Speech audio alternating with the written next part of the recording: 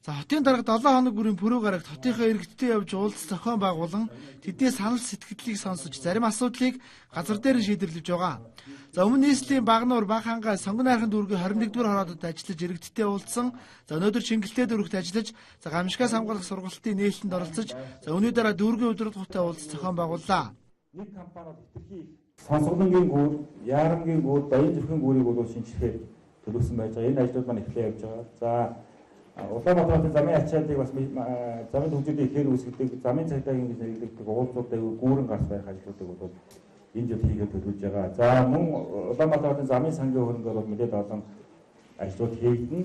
За бид нар ер нь цаашдаа бол Улаанбаатарын их тойргийн авцам гэсэн энэ замыг хийхэд төлөвлөж байгаа. За их тойргийн зам бол манай Чингэлтэй дүүргийн нутаг дэвсгэрээр дайрч өгнө. Дөнгөж сая өдрөөс их тойргийн замын тараас торсон замтай бол танилцсан байна. Энэ ажлуудыг бас хэдий тавина. Нөгөө талаасаа бид нар Баян зүрх дүүрэг Чингэлтэй дүүргийг холбосон сэлб голын гүүрний ажлыг бас эхлүүлэхээр болж байгаа. Ингэснээр бол манай иргэдч хотын төвөөр 100 айл 32-ын тойгоор ингэж дамжуулан шууд эндээсээ ингэж голдоо гараад явчих нь болсон хэсэг бүрдүүлсэн замын ажлыг эхлэнэ гэсэн юм бодолтой байж байгаа.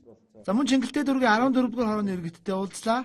За иргэдийн хувьд өмнөх хотын дарга нар хороодоор явж иргэдийн санал сэтгэлийг сонсож байгаагүй. За ингэж иргэдтэйгээ ойр ажиллаж явгаад хотын даргад талархаж байна гэдгийг илэрхийллээ. За Чингэлтэй дүүргэд хамгийн хүндрэлтэй зүйлийн нэг нь сургууль цэцэрлэгийн хүрэлцээ байгаа. За үүнийг цааш хотын даргыг анхаарахыг хүсэж байна.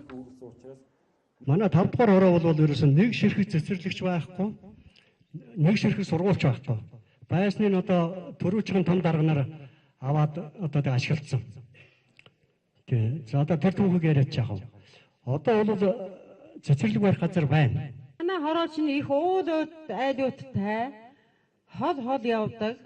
Манай хорооны эмнэлэг бол 6 онд Очирбат гишүүн байхдаа нэг машин өгсөн. Тэр нь одоо эвдрээд явхан аргагүй болчиход байгаа.